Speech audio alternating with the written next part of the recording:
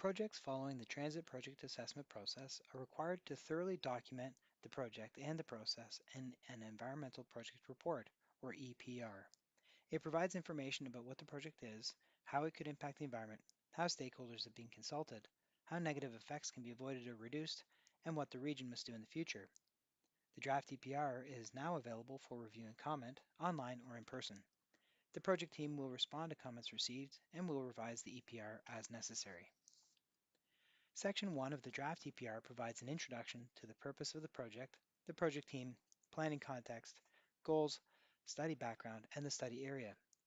Section 2 includes sections about the Transit Project Assessment process, the Environmental Project Report, the objection process, and the addendum process. Section 3 of the draft EPR summarizes the key activities undertaken during the pre-planning phase, such as forecasting ridership, evaluating route alternatives, assessing environmental impacts, and consulting with the public, stakeholders, and Indigenous communities.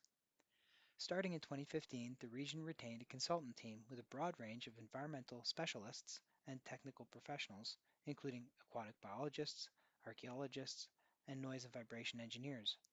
Working together with various agencies and stakeholders, and using input from the public, the project team developed and evaluated a series of route alternatives.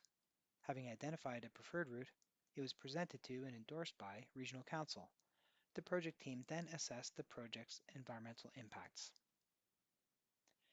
The region of Waterloo has proactively engaged the public, stakeholders, regulatory agencies, and Indigenous communities. The main goal has been to offer opportunities to participate, for people to raise issues or concerns, and to inform the public about the project.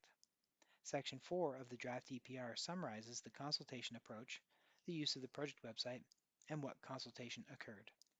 During the pre-planning phase, the project team held 5 rounds of public consultation centers, or PCCs, and consulted with 3 Indigenous communities, the 6 Nations of the Grand River, the Mississaugas of the Credit First Nation, and the Haudenosaunee Confederacy Chiefs Council.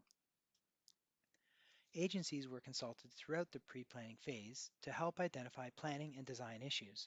12 meetings were held with the Technical Advisory Committee, which included representatives from the region of Waterloo, Grand River Transit, City of Cambridge, City of Kitchener, the Ministry of Transportation, and the Grand River Conservation Authority, or GRCA. In addition, numerous meetings were held with other agencies, including the Ministry of Environment, Conservation and Parks, CN Rail, CP Rail, the Department of Fisheries and Oceans Canada, and the Ministry of Heritage, Sport, Tourism, and Culture Industries. Section 5 of the draft EPR describes the existing conditions along the route, covering the natural, cultural, social, economic, and transportation environments.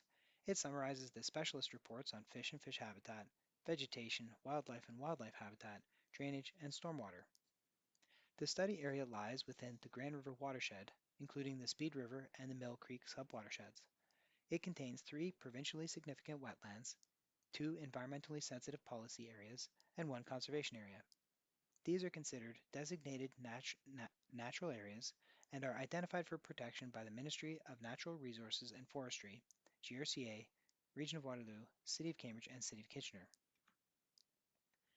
Section 5 also summarizes the specialist reports on cultural and built heritage, archaeology, air quality, groundwater, contamination, noise, vibration, and land use. Most of the route will be located in urban areas, but it will also cross 2 major rivers. Many of the heritage buildings or other cultural heritage resources are linked to the history of the initial settlement and growth of Euro-Canadian communities. The Stage 1 archaeological assessment background research identified elevated potential for Indigenous and Euro-Canadian archaeological artifacts based partly on the route's proximity to historic structures, villages, and transportation routes.